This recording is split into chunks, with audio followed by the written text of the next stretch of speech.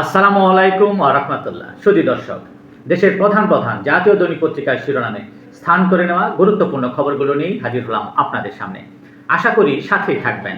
গুরুত্বপূর্ণ শিরোনামগুলোর মধ্যে আজ যা যা থাকছে: জুলাইয়ের প্রথম শহীদ আবু সাঈদের হত্যার বিচারের রায় ঘোষণা, পুলিশ সদস্য আমির ও সুজনের মৃত্যুদণ্ড, আরও ৩ পুলিশ কর্মকর্তার যাবজ্জীবন, বিসি, শিক্ষক, প্রক্টর সহ রোকেয়া বিশ্ববিদ্যালয়ের ১২ কর্মকর্তা কর্মচারী, শাখা আওয়ামী লীগের সভাপতি সহ ৯ জনকে বিভিন্ন মেয়াদে কারাদণ্ড দেওয়া হয়।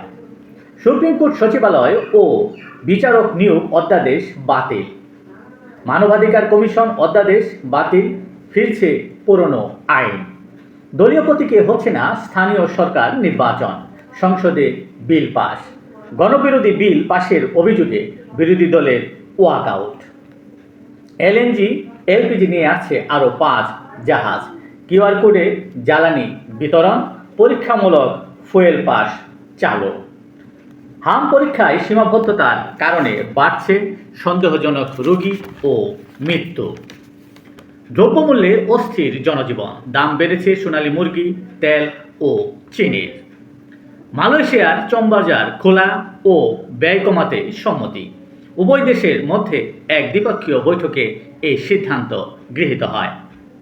পহেলা বৈশাখে কৃষিকার্ড বিতরণ উদ্বোধন করবেন প্রধানমন্ত্রী তারেক রহমান।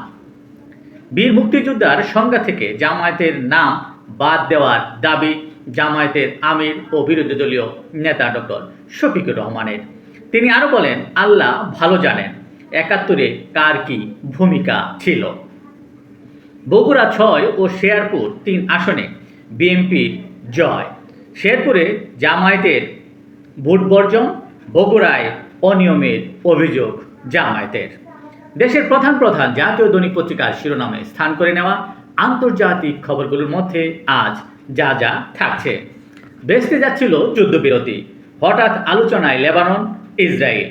যুদ্ধবিরতির মধ্যেও হামলা চলতে থাকায় হরমুজে ফের বিধিনিষেধ ইরানের, ১৫টি জাহাজ চলাচলে সীমা বেঁধে দেয় ইরান। স্থায়ী চুক্তি না হওয়া পর্যন্ত ইরানের কাছ থেকে সেনা সরাবে না জানিয়েছে মার্কিন প্রেসিডেন্ট ডোনাল্ড ট্রাম্প। আঙুলে এখনও ট্রিগার আছে তথা আঙুল এখনও ট্রিগারে আছে বলছিলেন ইরানের প্রেসিডেন্ট। কাল পাকিস্তানে বৈঠকে বসছে যুক্তরাষ্ট্র ও ইরানের প্রতিনিধিরা। খামেনি হত্যার ৪০ দিনে ইরান জুড়ে সমাবেশ, শোকসভায় জনতার দল, শত্রু বাহিনীর বিরুদ্ধে অটল প্রতিরোধের অঙ্গীকার। খুলল আল আকসা মসজিদ, মুসল্লিদের ঢল। গত ১৮ ফেব্রুয়ারি থেকে বন্ধ করে দিয়েছিল মসজিদটি। যুদ্ধবিরতির ঘোষণার পর আবারও খুলে দেয় মসজিদটি ইসরায়েল।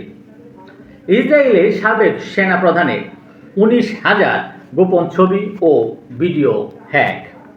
ক্ষেপণাস্ত্র নয়, আকাশে উড়বে পাখিরা। চীনের সাংহাইয়ে তাইওয়ানের বিরোধী দলীয় নেতা একথা বলেন। পেট্রোডলারের রাজত্বে হানা দিতে চায় চীনের ইউয়ান। এই ছিল দেশের প্রধান প্রধান জাতীয় দৈনিক পত্রিকার শিরোনামে স্থান করে নেওয়া গুরুত্বপূর্ণ খবরগুলো, যা নিয়ে এতক্ষণ আপনাদের মাঝে উপস্থিত ছিলাম।